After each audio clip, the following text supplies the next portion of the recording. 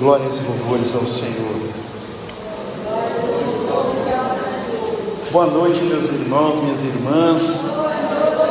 A alegria do Senhor esteja com cada um de vocês e que a paz possa penetrar no mais profundo do ser de cada um de vocês. Amém? Com alegria, nós estamos aqui hoje para trazer essa mensagem de Deus, discernida, pelo núcleo do grupo de oração. Aqui trago também comigo a minha esposa Edneia, ela que é culpada de eu estar aqui, tá certo? Lá em 1979, nós nos conhecemos e ela estava participando já do grupo de oração. E nós ficamos naquela embromação, E no ano seguinte, em 1980, nós começamos a namorar e aí ela me chamou para ir para o grupo de oração e desde aí então nós estamos participando da renovação carismática ininterruptamente, sempre buscando cada vez mais conhecer mais e melhor o nosso Senhor e também nos deixando conduzir por Ele pela ação do Seu Espírito Santo. Então nós começamos a participar no grupo de oração Emanuel, lá em São Silvano, e depois que nós casamos em 1984, em 1985, então nós começamos o grupo na nossa paróquia, que é a paróquia Nossa Senhora da Glória, em Vila Belmiro, do grupo de oração Rafael. E hoje nós temos 39 anos de casados, temos 3 filhas, 3 genros, um neto e 2 netas, para a honra e glória do Senhor. E nós participamos da nossa comunidade também em outras atividades além da renovação carismática católica. Então, irmãos, o tema, como o nosso irmão Arthur estava falando, o tema é: para onde olhas em meio à tempestade? Para onde olhas em meio à tempestade? Nós conhecemos um provérbio popular, que diz que depois da tempestade vem a bonança, Depois da tempestade vem a bonança. Então, irmãos, todos nós passamos por momentos de tempestade, sim ou não? Sim. Todos nós passamos por esses momentos de angústia, momentos de aflição, momentos de dor, momentos de sofrimento, todos nós passamos. Amém? Em meio às tempestades, em meio a tudo isso que nos acontece, nós precisamos mirar não só o problema, não só a tempestade, mas nós olharmos para a saída daquela situação, para a resolução daquele problema, também para a salvação, Para isso nós precisamos. Então eu quero convidar você, o Senhor quer nos mostrar isso nessa noite. Vamos abrir a nossa Bíblia no Evangelho de São Mateus, no capítulo 8, dos versículos de 23 a 27. Mateus 8, 23 a 27. Vamos lá, todo mundo já achou, Sim ou não, gente? Tem muita gente que não traz a Bíblia para a igreja, para o grupo de oração, que pena, Vamos trazer sempre o livro da Palavra de Deus, para nós acompanharmos. Quando saímos daqui, nós deixamos marcado, chega em casa, nós vamos ler de novo, vamos deixar o Senhor falar conosco na nossa oração pessoal, Mas vamos lá. Qual é o tema, o título, que está aí na palavra de Deus? Tempestade acalmada, Tempestade acalmada. Então veja bem, subiu ele quem subiu na barca? Jesus. Subiu Jesus a uma barca com seus discípulos. De repente desencadeou-se sobre o mar uma tempestade tão grande que as ondas cobriam a barca. Ele, no entanto, fazia o quê? dormia. Meu pai do céu, dormia. Os discípulos chegaram-se a ele e o acordaram dizendo, fala bem alto. Não acordou ele não. Essa palavra aí não acordou não. Vamos lá. Senhor, salva-nos, nós perecemos. E Jesus perguntou, por que este medo, gente de pouca fé? Então, levantando-se, deu ordens aos ventos e ao mar, e fez-se uma grande calmaria. Admirados diziam, quem é este homem, a quem até os ventos e o mar obedecem? Palavra da salvação, glória a vós, Senhor. Se você pode, dá uma salva de palmas para essa palavra. Bendito seja Deus. Então, meu irmão, minha irmã, quem é este homem que até os ventos e o mar obedecem? Nos últimos domingos, nós temos acompanhado a liturgia, onde o Senhor tem nos falado em parábolas, onde o Senhor tem, parábolas são histórias, né? São historinhas para ilustrar aquilo que Ele queria dizer. Mas ontem mesmo foi a parábola dos talentos, né? Você recebeu algum talento do Senhor, sim ou não? Sim, né? Todos nós recebemos talentos do Senhor. Então, hoje, a palavra que nós acabamos de escutar não é história, é verdade, é fato.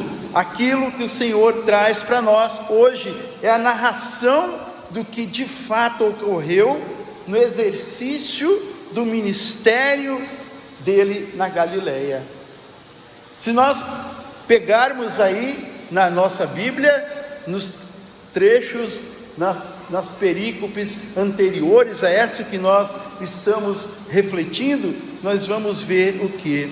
Que Jesus havia curado um leproso, que Jesus curou o servo do centurião, que Jesus curou a sogra de Pedro.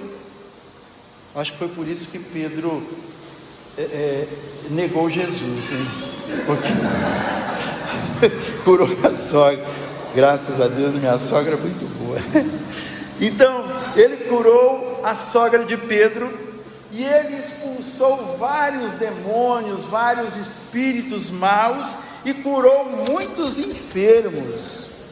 E ali no meio da multidão, em meio a essa multidão, ele ordenou que o levassem para o outro lado do lago, para a outra margem do lago.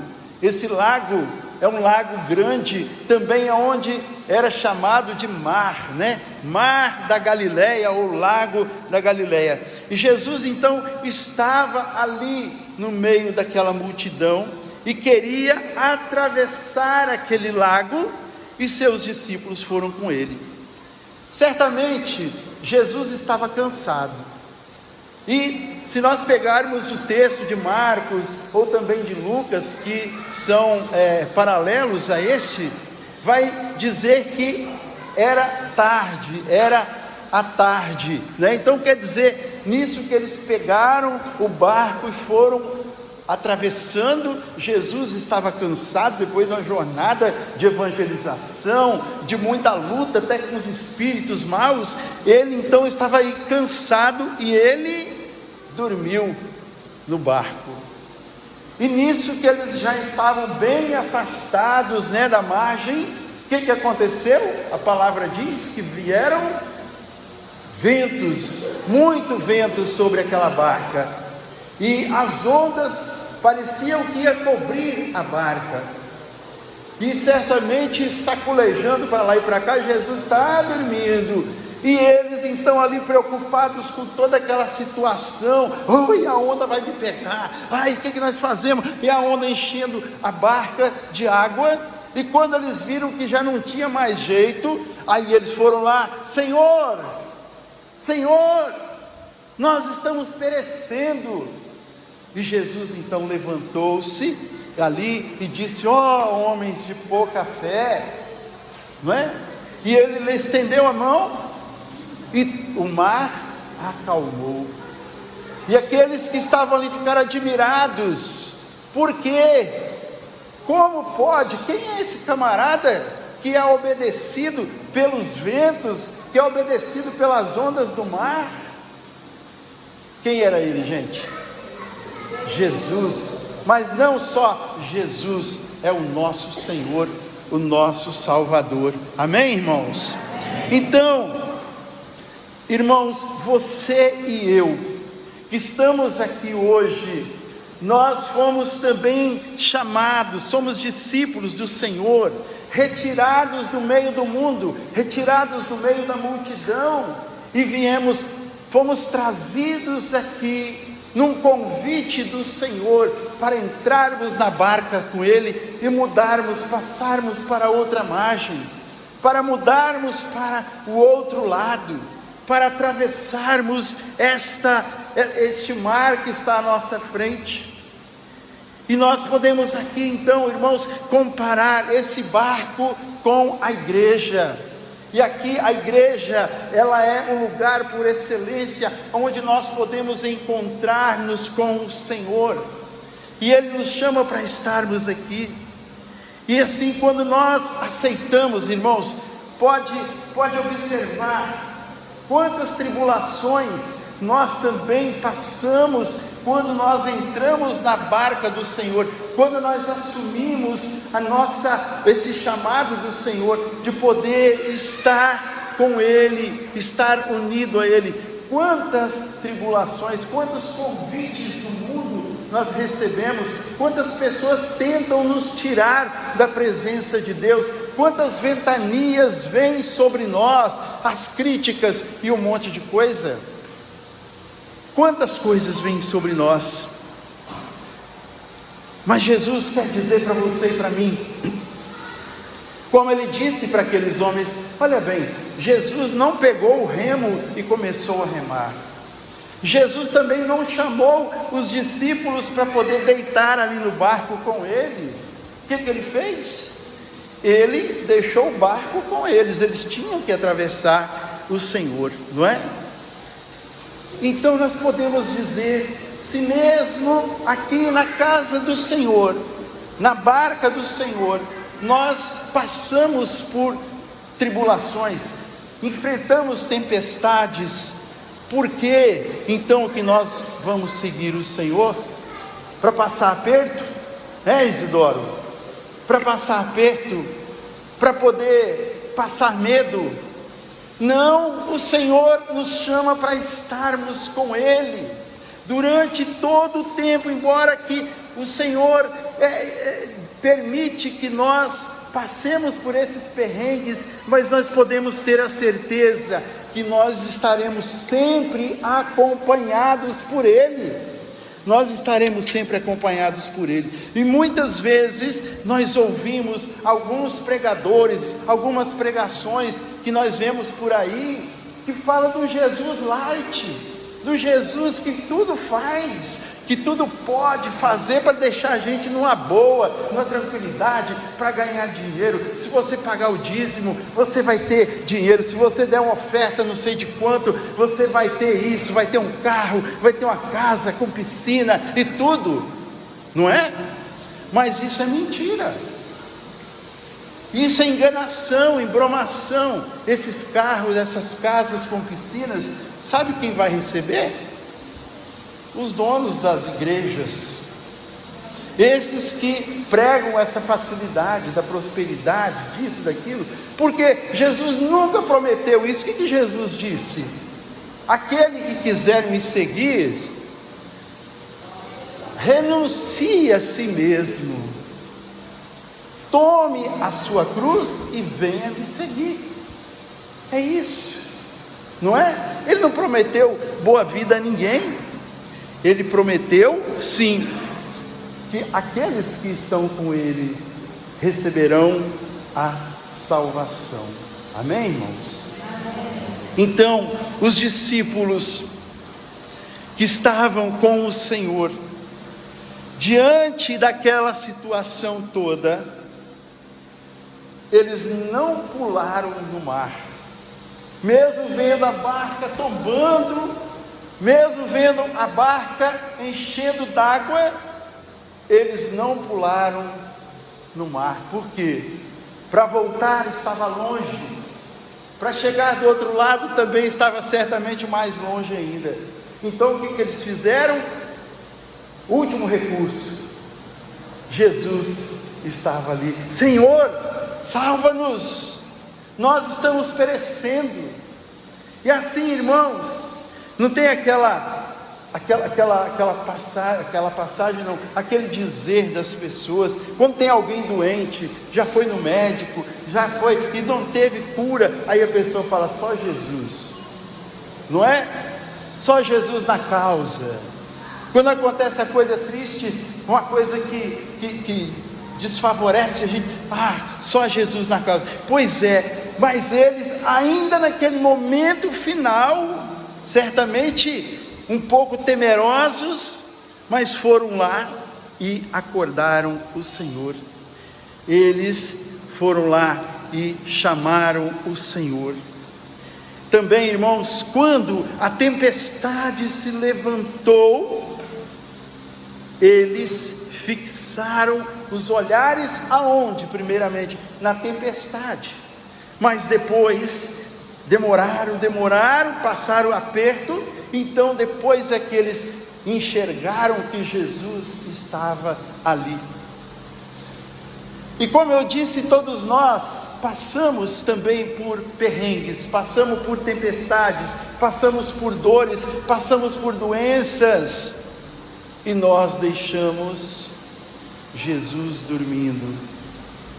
E só vamos procurar Jesus quando nós já buscamos tudo que nós pensávamos que podia ser buscado. E Jesus ali dormindo na nossa barca, Jesus dormindo na nossa vida. Nós temos, irmãos, nós temos tribulações, temos tentações, temos angústias, temos doenças, temos problema de toda espécie, mas nós temos quem? Nós temos Jesus, o Senhor, o Salvador. Temos Jesus na nossa vida. E como que nós temos Jesus na nossa vida?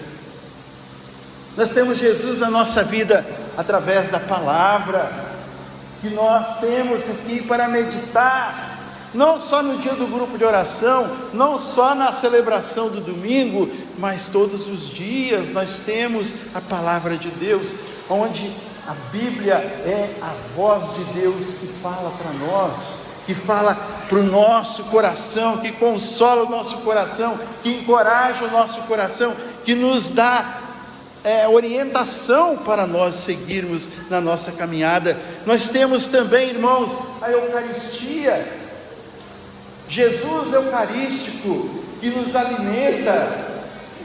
As pessoas muitas vezes vão atrás de um monte de gente por aí afora, mas não buscam aquele que é o Senhor, aquele que é a vida, aquele que é a cura, aquele que é a libertação, aquele que é a vida.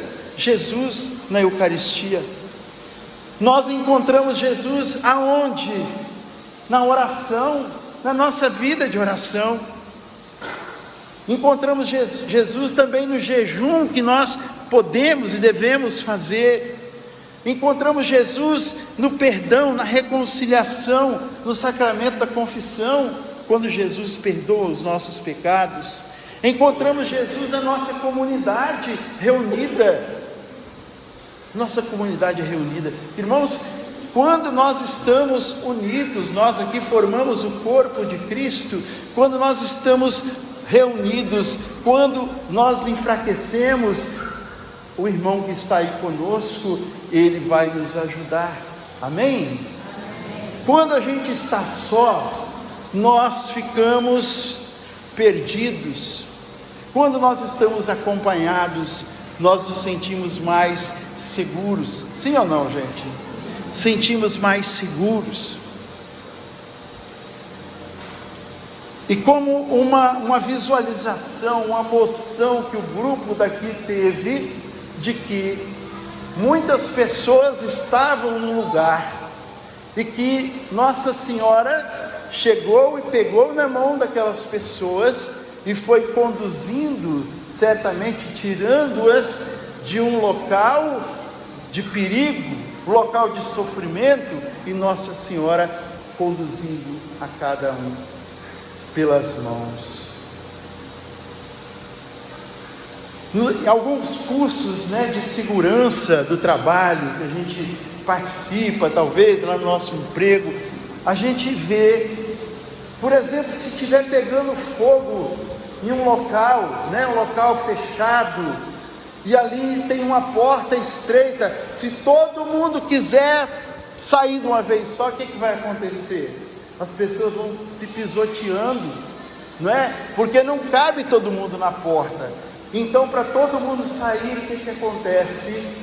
Uma pessoa pega na mão da outra, a outra pega na mão da outra, e vai saindo uma corrente. E assim Nossa Senhora, ela quer também pegar nas nossas mãos e nos tirarmos dos perigos da vida que nós temos todos os dias, e nós muitas vezes não sabemos como enfrentar, não sabemos como sair daquela situação, como Maria esteve, aqui tem várias representações de Nossa Senhora das Graças, Nossa Senhora da Saúde, amanhã é o dia dela, também Nossa Senhora Aparecida, aquela é Nossa Senhora,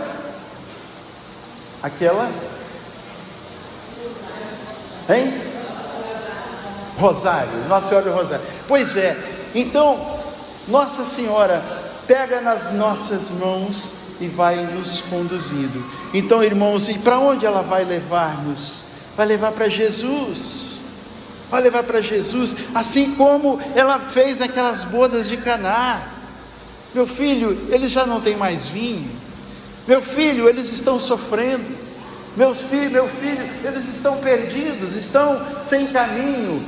Vem, meu filho, ajuda eles. Então, irmãos, todos que estavam na barca queriam se salvar, certo ou não? Queria ou não queria? Eles estavam com medo, não sabiam o que fazer, e eles então chamaram Jesus, Senhor.